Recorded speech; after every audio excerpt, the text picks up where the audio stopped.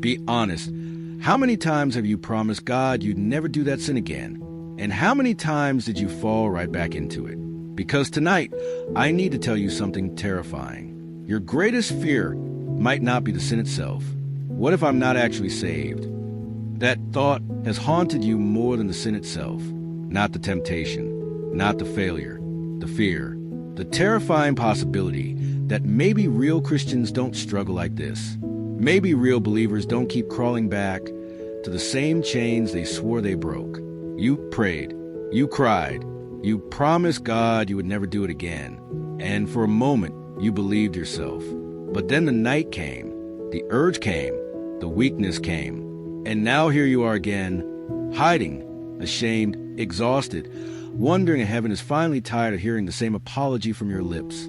You hate what you do, but somehow you keep doing it. And the worst part is not even the sin anymore. It's the numbness afterward, the silence, the way your heart doesn't break like it used to. You used to cry after falling. Now you just stare at the ceiling feeling empty. You wonder if your conscience is dying. You worship on Sunday while secretly battling things nobody knows about on Monday. You lift your hands in church, but deep down, there's a voice whispering, "You're a hypocrite." And maybe that voice has gotten louder lately. Maybe you've started believing it. But listen carefully. The fact that you hate your sin is evidence that something inside you is still alive. Spiritually dead people do not fight their darkness. They settle into it. They justify it. They protect it. A dead corpse floats with the current. It never struggles against the river. Only something alive fights to swim upstream. And maybe you're tired because you've been fighting for so long. Maybe you feel weak because this war has drained you. But exhaustion is not proof that God abandoned you. Sometimes exhaustion is proof that the battle is real. The enemy wants you isolated because isolation turns struggle into hopelessness. He wants you believing you are uniquely broken, that nobody else fights like this, that everyone around you has conquered and accepts you. But Scripture destroys that lie. Even Paul, the man God used to write much of the New Testament, confessed something shocking in Romans 7. He said, "I do not do the good I want to do, but the evil I do not want to do, this I keep on doing." Present tense. Not "I used to." He said, "I do." The Apostle Paul understood the agony of wanting holiness while still dragging around human weakness. Your struggle does not automatically mean you are fake. The war inside you may actually be evidence that the Holy Spirit is refusing to let sin become comfortable. Before Christ, sin felt normal. Now it feels like poison. Before Christ, you ran toward darkness without resistance. Now there's grief, conviction, frustration, war.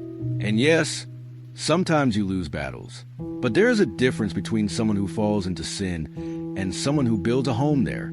One hates the chains while the other decorates them. Here's where many believers get trapped. They become obsessed with managing sin instead of feeding their love for God. Every day becomes, don't do this, don't think that, don't click this, don't feel that. And suddenly Christianity feels like spiritual survival mode. But whatever consumes your focus eventually consumes your mind. If all you do is stare at temptation, temptation becomes magnified. You cannot defeat darkness by obsessing over darkness. You overcome darkness by turning on a greater light. You don't defeat lust simply by hating lust. You overcome it by learning to love Jesus more deeply than the temporary pleasure.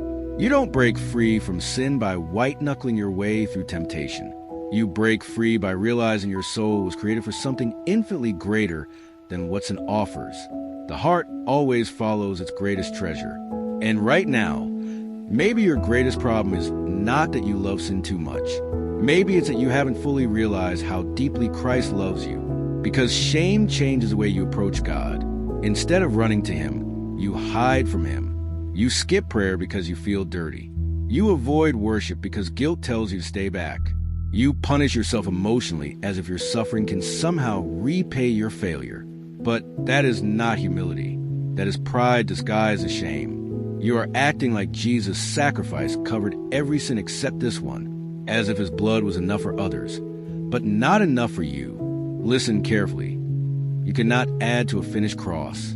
The enemy loves when shame keeps you silent because sin grows best in darkness. But Jesus never walked away from bruised people. Scripture says a bruised reed he will not break, and a smoldering wick he will not snuff out. That means when your flame is barely alive, when your faith feels weak, when you feel one temptation away from collapsing, Jesus does not stomp out what little hope remains. He protects it. He covers it with mercy. He breathes on dying embers until they burn again. So, what do you do when you fail tonight? What do you do when temptation hits again tomorrow? Run to God immediately. Not after 3 clean days. Not after you fix yourself. Right then, covered in weakness, covered in failure, covered in regret. The cross was never meant for perfect people. Holiness is not the absence of struggle. Holiness is refusing to stop getting back up. Progress is still progress, even if you limp forward. And maybe you don't realize it yet, but you are not who you used to be. The fact that you're still fighting proves that something inside you refuses to surrender. And hear this before you go. God is not staring at you with disgust every time you fall. The Father is not standing over you waiting to condemn you. He sees the tears nobody else sees. He sees the war in your mind. He sees the exhaustion.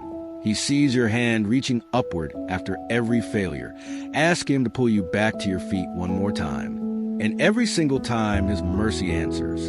So if you feel weak, if you feel ashamed, if you feel trapped in a battle you're terrified you may never win, don't believe the lie that it's over for you. The very fact that this hurts is proof your heart is still fighting. Dead souls don't wage war against sin. Dead souls surrender.